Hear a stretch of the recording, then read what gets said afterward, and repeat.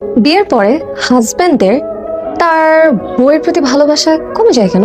এই প্রশ্নের উত্তর দিলে ঘরে ঘরে আগুন লেগে যাবে। অনেকগুলো প্যারামিটার আছে, দেখো অর্ধেক শুনো না, পুরোটা শুন, অল্প একটু বলবো। বিয়ের পরে হাজবেন্ডদের বউয়ের প্রতি ভালোবাসা কমার প্রথম কারণ হচ্ছে জবান।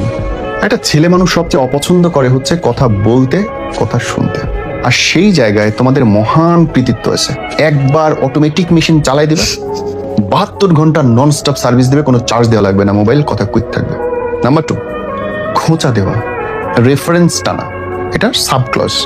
অমুক তারিখে এই হয়েছিল, অমুক তারিখে এই হয়েছিল, এইটার পরে তুমি এটা করছিলে, ওর পরে এই হয়েছিল। এই যে তুমি যতগুলো রেফারেন্স টানবা, তুমি প্রতিটা পুরোনো কথা টানবা, মানে তোমার হাজবেন্ড প্রত্যেকবার নিজেকে সংকুচিত করবে। রে এই মহিলার সামনে তো কিছু বলা যাবে না, এই মহিলার সামনে তো কিছু করা যাবে না, এই মহিলার সাথে তো নিজের প্রকাশ করা যাবে না, বুঝতে পারছো তো?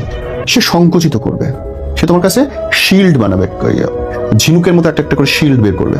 যত শিল্ড হবে তত বেশি হিল হওয়ার সম্ভাবনা কমে যাবে, তত তুমি তার লাভ কম পাইতে শুরু করবে। এবার আসে উল্টো দিক থেকে। উল্টো দিক থেকে বিয়ের আগের সিচুয়েশন তো বিয়ের পরে থাকে না, ঘর ভাড়া দিতে হয়, ম্যান অনেক কষ্ট, জামা জুতো কাপড়, বাচ্চা কাচ্চা, খাবার, রিক্সা ভাড়া, অটো ভাড়া সব বেশি। তো প্রচুর পরিমাণে টেনশনের মধ্যে থাকে, যেটা বয়ফ্রেন্ডে থাকে না। বয়ফ্রেন্ড আসবে 2 টাকার বাদাম খাওয়াবে, চলে যাবে। বিয়ের পরে 2 টাকার বাদাম দিয়ে চলে না। সো সে যখন বাইরে অনেক বেশি পরিশ্রম করছে, ঝগড়াঝাটি করে আসতেছে, মারামারি করে আসছে, ঘরে এসে তার ক্যান ভালো লাগে না। ঘরে যদি বউ রিসিভ করতে সুন্দর করে, যেটা আমাদের দেশের মেয়েরা 99% পারে না, তারা এত বেশি উত্তেজিত হয়ে থাকে নানান জিনিস নিয়ে, আসার সাথে সাথে বোমার মতো বাস্ট করে এবং ভালোবাসাটা টাস করে নাই হয়ে যায়। অ্যান্ড ফাইনাল থিং ইজ, মানো না মানো শারীরিক সৌন্দর্য ম্যাটার।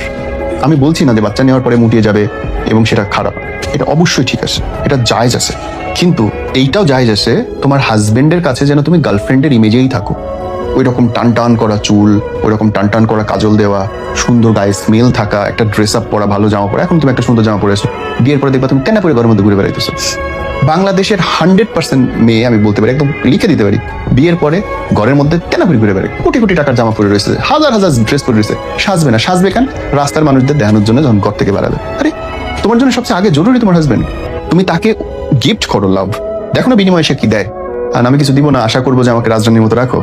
কাজের বেটির মতো থাকলে রাজরানীর মতো ট্রিটমেন্ট পাওয়া যায় না, মাথায় ঢুকে নাও।